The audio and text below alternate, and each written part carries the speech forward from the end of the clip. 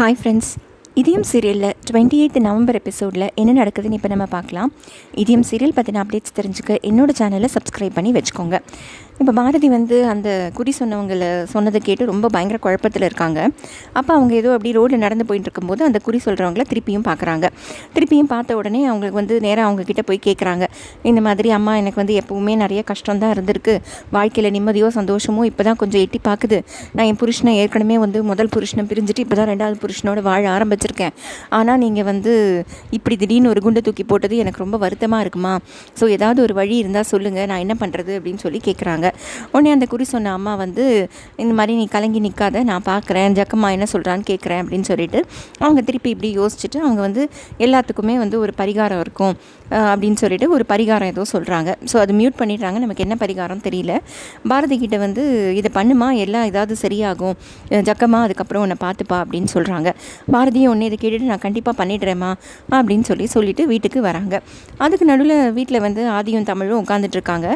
தமிழ் கேட்குறா, என்னப்பா அம்மாவுக்கு ஃபோன் பண்ணிங்களா இல்லையா, வரவே இல்லையே அப்படின்னு கேட்குறா. உடனே ஆதி சொல்கிறாரு, இல்லை நான் நிறைய வாட்டி பண்ணிட்டேன், பக்கத்தில் தான் இருக்கேன், வரேங்கிறாங்க, இன்னும் வரவே இல்லை அப்படின்னு சொல்லிட்டு வெயிட் பண்ணிக்கிட்டே இருக்காங்க. அதுக்குள்ளே தமிழ் சொல்கிறேன், எனக்கு ரொம்ப பசிக்குதுப்பா அப்படிங்கிறா. சரி இரு, நான் போய் உனக்கு ஏதாவது பண்ணி எடுத்துகிட்டு வரேன்னு சொல்லிட்டு ஆதி உள்ளே போகிறாரு. அந்த சமயம் பாரதி வராங்க. வந்த உடனே என்ன பாரதி, ஏன் இவ்வளோ லேட்டு அப்படின்னு கேட்குறாரு ஆதி. இல்லை நான் பக்கத்தில் இருக்கிற கோவில் போயிட்டு வந்தேன், வேறு ஒன்றும் இல்லை அப்படின்னு சொல்லிட்டு எல்லாருக்கும் விதியெல்லாம் வச்சு விட்றாங்க. வச்சு விட்ட உடனே ஆதி அதுக்குள்ளே ஏதோ தோசை வாத்து கொண்டு தமிழுக்கு ஊட்ட வராரு. அப்போ உடனே பாரதியையும் கொடுத்துட்டிங்களா அப்படின்னு கேட்குறாங்க. இல்லை இன்னும் கொடுக்கல பாரதி அப்படின்னு சொல்கிறாரு ஆதி. ஓ அப்படின்னா நான் சொல்கிறத கேளுங்க, இன்றைக்கி நம்ம யாருமே எதுவுமே சாப்பிட வேண்டாம், இன்றைக்கி நம்ம எல்லோரும் விரதத்தில் இருக்கணும் அப்படின்னு சொல்கிறாங்க. என்ன சொல்கிறீங்க பாரதி அப்படிங்கிறாரு ஆதி. அதுக்கு உடனே பாரதி சொல்கிறாங்க, இல்லை இந்த மாதிரி அந்த குறி சொல்கிற அம்மாவை நான் திருப்பியும் பார்த்தேன், அவங்க சில பரிகாரம்லாம் சொல்லியிருக்காங்க. அதுக்கு முதல் பரிகாரமாக இன்றைக்கி நம்ம ஃபுல்லாக விரதம் ஒரு விளக்கு ஏற்றி சாமிக்கிட்ட வைக்கணும், அது அணையாமல் நம்ம முழு நாளும் பார்த்துக்கணும், அப்படி இருந்தால் அதுக்கப்புறம் இன்னும் நிறைய இருக்குது, நம்ம அதெல்லாம் செய்யணும் அப்படின்னு சொல்கிறாங்க. இதை கேட்ட உடனே ஆதிக்கு ரொம்ப கோவம் வருது. இது என்ன பாரதி, நாம் பிரியாமல் இருக்கணும்னா நாம் முடிவு பண்ணணும் பிரியாமல் இருக்கணும்னு, அதை விட்டுட்டு ஒரு பரிகாரம் பண்ணால் எல்லாம் சரியாக போய்டும்னு சொல்கிறதெல்லாம் என்னால் எடுத்துக்கவே முடியல அப்படின்னு கோச்சிட்டு, என்னவாக இருந்தாலும் என் தமிழோட பசிக்கு முன்னாடி இதெல்லாம் முக்கியமே கிடையாது அப்படின்னு சொல்லிட்டு ஊட்டுறதுக்கு போகிறாரு. உடனே பாரதி கோவப்படுறாங்க. சரி என்னமோ பண்ணிக்கோங்க, யாரும் நான் சொல்கிறத கேட்குறதே இல்லை அப்படின்னு சொல்லிட்டு உள்ளே போய்ட்றாங்க. உடனே தமிழ் இப்படி சாப்பிட போகிறா. அப்புறம் உடனே அவள், இல்லைப்பா எனக்கு வேண்டாம், நம்ம விரதத்துலேயே இருக்கலாம், யாருக்காவது ஏதாவதுன்னு சொன்னால் பரவாயில்லப்பா, நீங்களும் அம்மாவும் இது விரதம் இருந்தால் பிரியாமல் இருப்பீங்கன்னு சொன்னால் ஒரு நாள் இல்லைப்பா, எவ்வளோ நாள் வேணாலும் நான் விரதம் இருப்பேன், நீங்களும் அம்மாவும் சேர்ந்து இருக்கணுங்கிறதாப்பா எனக்கு ஒரே ஆசை அப்படின்னு தமிழ் சொல்கிறா. இது கேட்டவுடனே ஆதிக்கே ரொம்ப கஷ்டமாயிடுது. சரின்னு இப்போ தமிழ் உடனே அவன் அம்மா கிட்ட போய் சொல்கிறா, அம்மா நான் சாப்பிடல, நான் விரதத்தில் தான் இருக்கேன் அப்படின்னு சொல்கிறா. உடனே பாரதி, அப்படியா சொல்கிற, உண்மையாவா சொல்கிற அப்படின்னு சொல்லி ரொம்ப சந்தோஷப்பட்டுக்கிறாங்க. உடனே ஆதியும் வராரு. நானும் சாப்பிடல, நானும் விரதத்தில் தான் இருக்கேன் அப்படின்னு சொன்னோடனே ஆதி அப்படின்னு கட்டிக்க வராங்க. உடனே ஆதி சொல்கிறாரு, நோ இப்போ நம்ம விரதத்தில் இருக்கோம், இதெல்லாம் பண்ணக்கூடாது, சரி சொல்லுங்கள் அடுத்து என்ன ப்ரொசீஜர்னு அதை ஃபாலோ பண்ணலாம் அப்படின்னு கேட்குறாரு. உடனே இவங்க சொல்கிறாங்க, சரி எல்லோரும் போய் குளிச்சுட்டு வாங்க, குளிச்சுட்டு நம்ம சாமிக்கு விளக்கேற்றலாம் அப்படின்னு எல்லாம் போய் ரெடி ஆகிட்டு வராங்க. சாமிக்கிட்ட விளக்கேற்றுறாங்க, எல்லோரும் வேண்டிக்கிறாங்க. ஸோ அது அப்படியே அன்றைக்கி முடிஞ்சிடுறது. அடுத்த நாள் காலையில் பார்க்குறாங்க, ஆதி ஆல்ரெடி எழுந்து உட்காந்து ஏதோ லேப்டாப்பில் வேலை செஞ்சுட்ருக்காரு. உடனே பாரதி சொல்கிறாங்க, எழுந்துட்டிங்களா ஆதி, முன்னாடி சொல்லியிருந்தா நான் உங்களுக்கு ஏதாவது காஃபிலாம் போட்டு கொடுத்துருப்பேனே அப்படின்னு சொல்லிட்டு இப்படி காஃபி போட போகிறாங்க. அங்கே பார்த்தா அந்த விளக்கு அணைஞ்சிருக்கு. இவங்களுக்கு ஒரே அழுகை ஆகிடுது. ஐயோ போச்சு, அந்த அம்மா அணையக்கூடாதுன்னு சொன்னாங்க, அணைஞ்சிருச்சு, நம்ம இன்னைக்கு கோவில்லாம் போகணும்னு நினச்சோம், எதுவுமே நடக்காது அப்படின்னு ஒரே அழ ஆரம்பிச்சிடுறாங்க.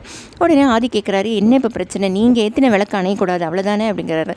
ஆமாம் இதை எத்தனை வாட்டி தான் நீங்கள் கேட்பீங்க அப்படின்னு சொல்லிட்டு திருப்பியும் சாமிக்கிட்ட போய் கூட்டிகிட்டு போகிறாரு. அங்கே போயிட்டு திருப்பியும் கேட்குறாரு, கரெக்டாக சொல்லுங்கள், நீங்கள் வேத்தின விளக்கு அணையக்கூடாது அப்படி தானே அப்படிங்கிறாரு. ஆமாம் அது எத்தனை வாட்டி அதே கேட்பீங்க, அதான் அணைஞ்சிருச்சு அப்புறம் என்ன அப்படின்னு சொல்லி கேட்பாங்க. அது எங்கே அணைஞ்சிச்சிங்க பாருங்கள், சாமிக்கிட்டேருந்து தள்ளி அவர் எடுத்து வச்சு அதில் ஒரு அட்டையெல்லாம் வச்சு பத்திரமா அதை பார்த்துருப்பாரு, காற்றடிச்சு அணைஞ்சிடக்கூடாதுங்கிறதுக்காக. பார்த்தீங்களா, நீங்கள் வச்ச விளக்கு பத்திரமாக தான் இருக்குது, நைட்டு வேறு சாப்பிட்லையா, எனக்கு ஒரே பசி, அதனால் சீக்கிரமே எழுந்துட்டேன், சரி உங்களுக்காவது உதவட்டுமே இங்கேயே உட்காந்து விளக்க பத்திரமா பார்த்துட்டு இருந்தேன் அப்படின்னு சொல்வார். ஆதி ரொம்ப சந்தோஷம் ஆதி அப்படின்னு சொல்லிட்டு இவங்க உடனே குளிச்சுட்டு எல்லாம் ரெடி ஆகிறாங்க கோவில் போகிறதுக்காக. தமிழை ஸ்கூலுக்கு அனுப்பாமல் ஏதோ கொஞ்சம் டிஸ்டன்ஸில் இருக்கிற ஒரு அம்மன் கோவிலுக்கு போகிறதா முடிவு பண்ணுறாங்க. அந்த கோவிலுக்கு போகணுன்னா ரொம்ப தூரம் நடந்து வேற போகணுமா. அதனால் ஆதி சொல்கிறாரு, அந்த கோவில் தான் போகணுமா, பரிகாரத்துக்கு வேறு எந்த கோவிலாவது போகக்கூடாதா அப்படின்னு அப்படிங்கிறாரு. இல்லை அங்கே தான் போகணும் அப்படின்னு சொல்லி பாரதி சொல்கிறாங்க. அப்படின்னா அவ்வளோ தூரம் எப்படி நீங்கள் நடப்பீங்க? நீங்கள் நடக்கிறதே தப்புன்னு நான் சொல்லிட்டு இருக்கேன், இதில் இன்னும் தமிழ் வேறு ரெடி பண்ணுறீங்க. தமிழ் நீ யூனிஃபார்ம் மாற்று, நம்ம வந்து ஸ்கூலுக்கு போகலாம் அப்படின்னு சொல்லி பேசிகிட்டு இருக்கும்போது அந்த இடத்துக்கு ஆண்டாள் வராங்க. என்ன பாரதி இன்னுமா ரெடியாகல, சீக்கிரம் கோவில் போகணும் அப்படிங்கிறாங்க. உடனே ஆதி சொல்கிறாரு, என்ன நீங்களும் சேர்ந்து இவங்களோட போகிறீங்களா? அங்கே எவ்வளோ தூரம் நடக்கணும் தெரியுமா உங்களுக்குலாம் அப்படின்னு சொல்லி கேட்குறாரு. அதெல்லாம் தெரியும், அதையெல்லாம் பார்த்துக்கலாம் அப்படிங்கிறாங்க ஆண்டாள். நீங்கள் பார்த்துப்பீங்க, ஆனால் வந்து பாரதிக்கு வந்து காலில் ஒரு ஆப்ரேஷன் ஆகிருக்கு, அவங்களால ரொம்ப தூரம்லாம் நடக்க முடியாது. இது என்ன பாரதிக்கு புரிஞ்சு தான் இதெல்லாம் வேண்டிக்கிறாங்களான்னு எனக்கு ஒன்றும் புரியல. என்னமோ பண்ணிக்கோங்க, நான் சொல்லி யார் கேட்க போகிறா, நான் வந்து தமிழை கொண்டு போய் ஸ்கூலில் விடுறேன் அப்படின்னு சொல்லிட்டு ஆதி கிளம்பிடுறாரு. உடனே பாரதிக்கு வருத்தமாயிடுது, தமிழ் ரொம்ப ஆசையாக இருந்தா இங்கே மாதிரி கோவிலுக்கு போகலான்ட்டு இப்படி பண்ணிட்டா இருந்த ஆதி, அதோடு இல்லாமல் எனக்கு ஆப்ரேஷன் ஆனதை நானே மறந்துட்டேன், ஆனால் ஆதி மறக்கலை அப்படின்னு சந்தோஷப்பட்டுக்கிறாங்க. அப்போ உடனே வந்து ஆண்டாள் சொல்கிறாங்க, கவலைப்படாத, அவள் ஸ்கூலுக்கு போகிறபடி போட்டோம், நம்ம போய் அங்கேருந்து அவளை அப்படியே கூட்டிகிட்டு போயிடலாம். நீ வந்து அவளுக்கு ஒரு கையில் ஒரு ட்ரெஸ்ஸு மட்டும் எடுத்துக்கோ, இந்த மாதிரி அவள் பங்க் அடிச்சுட்டு சென்னை கூட போயிருக்கா, ஸோ அதனால் இது ஒன்றும் பெரிய விஷயம் இல்லை, நம்ம பார்த்துக்கலாம் அப்படின்னு சொன்ன உடனே பாரதி கோவப்படுறாங்க. ஓஹோ, அப்போ உனக்கும் தெரியுமா அவங்க சென்னை போனதெல்லாம் அப்படின்ட்டு. இல்லை சும்மா நான் வரும் ஐடியாலாம் ஆதியோடு தான், நான் சும்மா வந்து இங்கே மட்டும் பார்த்துக்கிட்டேன், சரி வெட்டியாக பேசிகிட்டு இருக்காத, கிளம்பு அப்படின்னு சொல்லிட்டு எல்லாம் கிளம்புறாங்க. எல்லோரும் கிளம்பி கோவிலுக்கு போகிறாங்க. ஸோ இதுக்கு நடுவில் வந்து இந்த கோவிலுக்கெலாம் இவங்க போகிறதுக்கு முன்னாடி அந்த பக்கம் அந்த வீட்டில் அழகர் வந்து ஒரு நம்பூதிரியை கூட்டிகிட்டு வந்து, ஏன்னா அழகர் தான் வந்து ஆண்டாளோட அப்பாவை கொண்டுடுவாங்கன்னு எல்லாரும் பயப்படுறதுனால ஒரு நம்பூதிரியை கூட்டிகிட்டு வராரு அவர் வீட்டில் பூஜை செய்கிறதுக்கு. அப்படி பூஜை வந்து ஆரம்பித்து 2 பேரும் மாலை போட்டு மாமனாரும் மருமகனும் பக்கத்தில் உட்காந்துருக்காங்க. அப்போ திடீர்னு ஒரு பலத்தை காற்றடிச்சு ஒரு பெரிய குத்து விளக்கு வச்சுருக்காங்க, அது அப்படியே கீழே விழுந்து சாஞ்சிடுறது. உடனே வந்து அந்த நம்பூதிரி சொல்கிறாரு, இந்த மாதிரி என்னோட எக்ஸ்பீரியன்ஸில் நான் பார்த்ததே இல்லை, குத்து விளக்கு எவ்வளோ வெயிட்டு, ஒரு காற்றுக்கெல்லாம் விழுமா, இது ஏதோ கெட்ட சகுனமாக தெரியுது அப்படின்னு சொன்னோடனே அழகர் கேட்குறாரு, அப்போ அந்த குடி சொன்ன அம்மா சொன்னபடி இவருக்கு ஏதாவது ஆயிடுமா அப்படின்னு கேட்குறாரு. உடனே அவர் சொல்கிறாரு, சொல்ல முடியாதுப்பா, விதியை மாற்ற முடியாது அப்படின்னு சொல்லிட்டு அவர் உடனே இப்படி நெத்தியில் கையை வச்சு அழகர் நெத்தியில் கையை வச்சு பார்க்குறாரு. பார்த்த உடனே சொல்கிறாரு, இதை பாருப்பா, நீ இது வரைக்கும் சின்ன தப்பெல்லாம் பண்ணியிருக்க, ஆனால் அதெல்லாம் தெரியாமல் செஞ்சது தான், அதனால் அதெல்லாம் வந்து மன்னிக்கப்படும், அதோடு இல்லாமல் நிறைய நல்லதும் பண்ணியிருக்கேன் அப்படின்னு சொல்கிறாங்க. அதே மாதிரியே உடனே அழகரோட மாமனார் நெத்தியில் தர்மலிங்கத்து நெத்திலையும் கை வச்சு பார்க்குறாரு. பார்த்த உடனே வந்து சொல்லிடுறாரு, நீங்கள் நிறைய வந்து உங்கள் வயசுக்கு மீறின தப்பான காரியத்தெல்லாம் செஞ்சுட்டுருக்கீங்க, எதுவுமே சரி கிடையாது, உங்கள் மனசு வந்து சரியில்லை அப்படின்னு சொல்லிட்டு உங்கள் சுயநலத்துக்காக நீங்கள் பல பேரை வந்து கெடுத்துட்ருக்கீங்க அப்படின்லாம் சொல்கிறாரு. சொன்ன உடனே தர்மலிங்கத்துக்கு ஒரே கோவம் வந்துடுறது. இப்போ என்ன இவனை பெருமையாக காட்டுறதுக்கும் என்ன தாழ்வாக காட்டுறதுக்கும் இவரை கூட்டிகிட்டு வந்து இங்கே உட்காத்தி வச்சுருக்கீங்களா, எல்லாம் எழுந்து வெளில போங்க அப்படின்லாம் சொல்லி திட்டிட்டு அவர் போயிடுறாரு.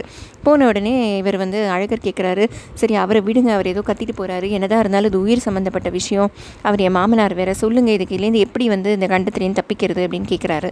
உடனே வந்து அந்த நம்பூதிரி சொல்கிறாரு, உன்னோட நல்லது மூலமாக தான்ப்பா இவரை காப்பாற்ற முடியும் அப்படின்னு சொல்லிட்டு ஒரு கலசத்தை கொடுத்துட்டு, இன்னைக்கு சாயங்காலம் வந்து இந்த கலசத்தை கொண்டு போய் ஒரு அம்மன் கோவிலுக்கு அவரை கூட்டிகிட்டு போய் அங்கே போய் உடச்சிருங்க.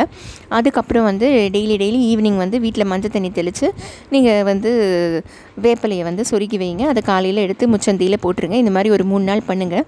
இது வந்து வர ஆபத்தை வந்து வராமல் தடுக்கிறதுக்கு இல்லை, அட்லீஸ்ட் அதோட வீரியத்தை குறைக்கிறதுக்காகவாது இது மாதிரி பண்ணுங்கள் அப்படின்னு சொல்லிடுறாரு. எல்லோரும் கேட்டுக்கிறாங்க. ஸோ இது வந்து இவங்க சைடு பரிகாரம், இந்த பக்கம் பாரதிக்கு வந்து அவங்க சொன்ன பரிகாரம். ஸோ இப்போ இந்த கோவிலுக்கு எல்லாருமே சேர்ந்து தான் போகிறாங்க. ஸோ ஆண்டாள், பாரதி, தர்மலிங்கம், அப்புறம் தமிழ் 4 பேருமே கோவிலுக்கு போகிறாங்க. ஸோ கோவிலுக்கு போன உடனே அங்கே போய் ரொம்ப தூரம் நடந்து வந்ததுனால ரொம்ப டயர்டாகிடுறாங்க. அந்த கோவிலோட அம்மனோட வரலாறுலாம் பற்றி தர்மலிங்கம் சொல்கிறாரு, அது எல்லோரும் கேட்டுக்கிறாங்க. கேட்டுக்கிட்டோடனே வந்து என்ன சொல்கிறாரு பாரதி வந்து, நாங்கள் கொஞ்சம் கோவில் போயிட்டு வரோம்ப்பா, நீங்களும் தமிழும் இங்கே இருங்க அப்படின்னு சொல்லிட்டு உட்காத்தி வச்சுட்டு இவங்க 2 பேரும் குளக்கரைக்கு போகிறாங்க. அங்கே போனவுடனே கேட்குறாங்க ஆண்டாள் பாரதி கிட்ட, நான் அவங்க அப்பா இருந்தாங்களே, நான் கேட்கல பாரதி, பட் உன்னால் இதெல்லாம் முடியுமா, எதுக்கு நீ இவ்வளோ கஷ்டப்பட்டு இந்த பிரார்த்தனையெல்லாம் பண்ணுற, 108 குடம் எடுத்து அபிஷேகம் பண்ணுறதுன்னா சும்மாவா, எதுக்கு பாரதி இதெல்லாம் நீ அக்செப்ட் பண்ணிக்கிற அப்படின்னு சொல்லி கேட்குறாங்க ஆண்டாள். உடனே பாரதி சொல்கிறாங்க, நான் வந்து இப்போது ஆதியோடு வாழறதுக்காக நான் என்ன வேணாலும் பண்ணுவேன், இதெல்லாம் வந்து நான் சந்தோஷமாக இந்த பரிகாரத்தை செய்ய போகிறேன், இதில் பண்ணுறது மூலமாக ஆதியோடு நான் நிரந்தரமாக வாழ முடியும்னா எனக்கு இது வந்து கஷ்டமாகவே இருந்தாலும் அது எனக்கு சுகம்தான் அப்படின்னு சொல்கிறாங்க. அதோட இந்த எபிசோடு முடியுது. இப்போது அடுத்த ப்ரோமோவும் வந்துருச்சு. ஸோ ப்ரோமோவில் பார்த்தீங்கன்னா இவங்க வந்து அந்த 108 குடம் எடுக்கிறாங்க, 107 குடத்தை முடிச்சிடுறாங்க. 108வது குடம் எடுக்கும்போது அவங்க மயக்கம் வந்து அந்த குடத்தை கீழே போட்டு பிள்ளையாருக்கு தான் அபிஷேகம் பண்ணுறாங்க. அது அபிஷேகம் பண்ண முடியாமல் விழுந்துடுறாங்க. ஆனால் தமிழ் வந்து சாமிக்கிட்ட வேண்டிகிட்டு இருக்கா, இந்த மாதிரி என்ன நடந்தாலும் என்னோடய அம்மாவும் ஆதி அப்பாவும் பிரியக்கூடாது, வாசு அப்பாவை பிரிஞ்சே நான் ரொம்ப கஷ்டப்படுறேன், ஆதி அப்பாவையும் நான் என்றைக்குமே பிரிஞ்சிடக்கூடாது அப்படின்னு வேண்டிக்கிறா. கூடவே பாரதியும் வந்து வேண்டிக்கிறாங்க, சொல்கிறாங்க, என்றைக்குமே நான் ஆதியோட தான் இருக்கணும், நான் சாகிற வரைக்கும் ஆதியை விட்டு நான் பிரியக்கூடாது, கடவுளே நீ தான் என்னை காப்பாற்றணும் அப்படின்னு வேண்டி நிற்கிறாங்க. இதுதான் வந்து ப்ரோமோவாகவும் வந்திருக்கு 29th. பார்ப்போம் இதுக்கப்புறம் எப்படி எடுத்துகிட்டு போகிறாங்கன்ட்டு.